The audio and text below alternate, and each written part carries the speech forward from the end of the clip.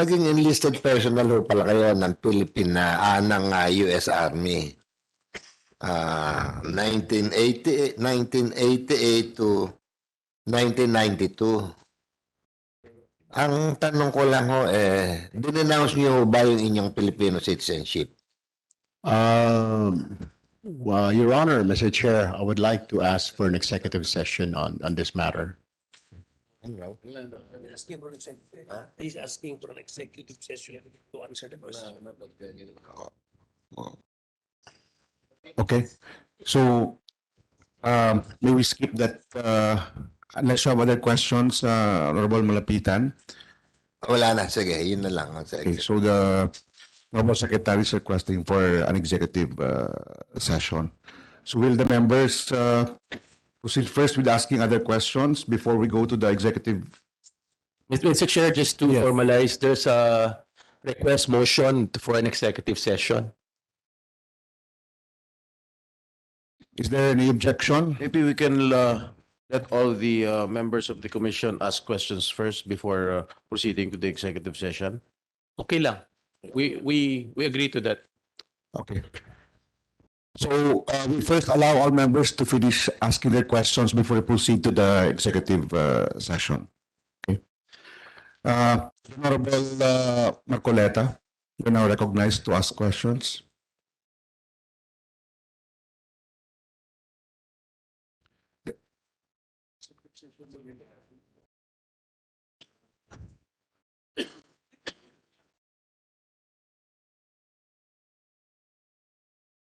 Thank you, Mr. Chair. Mr. Secretary, a follow-up to the question of my colleague, Congressman Malapitan. It's about your being an enlisted personnel of the United States Army for several years, and you have been in active military service stationed in Europe from 1992 to 1996. Correct me if I'm wrong, but to be an enlisted personnel in the U.S. Army, either you are a citizen by birth, meaning to say you are a U.S. citizen, or you have acquired U.S. citizenship by naturalization, or that you are a lawful permanent resident. Under what circumstances did you, what is the status of your citizenship when you were enlisted member of the U.S. Army and when you serve as an active military service station in Europe, sir? Mr. Chair, with all due respect, Senator Congressman Marcoleta, I think the good secretary has asked for the executive session with regard to your question. Okay. Maybe And we can- there's another we can, question. jump to another question. My other question, Mr. Secretary, also appears in the report of the commission. This is the PIR, the Profile Investigation Report, because it is indicated here that you were also convicted 4 times in the RTC in Pasay City. Is this still covered by the executive? So it was centered only on the citizenship. Okay. Can I answer that, Your Honor, Mr. Chair? Yes, please, Mr. Secretary. That case is related to my profession as a journalist, Your Honor, Mr. Chair. There was a conviction, that's correct, but it is because of my line of work as a journalist. It's a libel, 4 counts of libel. Same individual, Your Honor, Mr. Chair. What does that exactly mean, Mr. Secretary, if you were convicted 4 times in a case involving a single individual No, What do you, what it's do you? not for convictions, actually, it's the count, Your Honor, Mr. Chair, 4 counts of libel that I was convicted by the same individual. I was a columnist and I write a story about the person, about the government official, actually. And I have my sources and I was compelled by the court to divulge my sources, but I did not. So it went all the way up to the Court of Appeals and to the Supreme Court, Your Honor, Mr. Chair. And Yes, that's all. that is exactly the point, Mr. Chair. There are 4 counts of libel and you were convicted by the Pasay Court, and on appeal, the Court of Appeals affirmed the conviction all the way up to the Supreme Court. And so, by record, and as it appears in the file report, Mr. Secretary, it stands as a fact that you were convicted for counts of libel. Is that correct? Yes, Your Honor. I admit that there was a case, but it was, like I said, in line with my work as a journalist, and it's one of the hazards of the trade, Your Honor, Mr. Chair.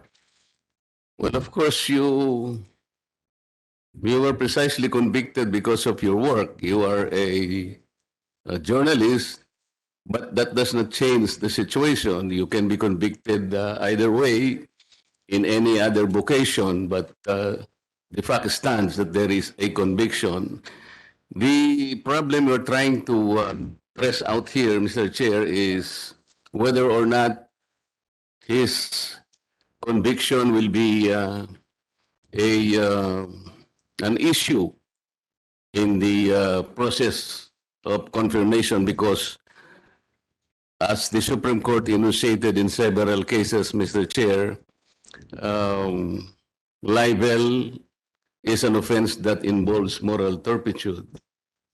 And in some other cases disposed by the Supreme Court, there were certain people who were disqualified from holding positions because they have been convicted of crimes involving moral turpitude. This is the dilemma, Mr. Secretary. Of course, I am in support of your confirmation as Secretary of DSWD, and I believe you have just succeeded in proving to our people that you are qualified. But this is a problem that we need to trace out, Mr. Chair. How do we dispose this dilemma before us? Because it is in the report.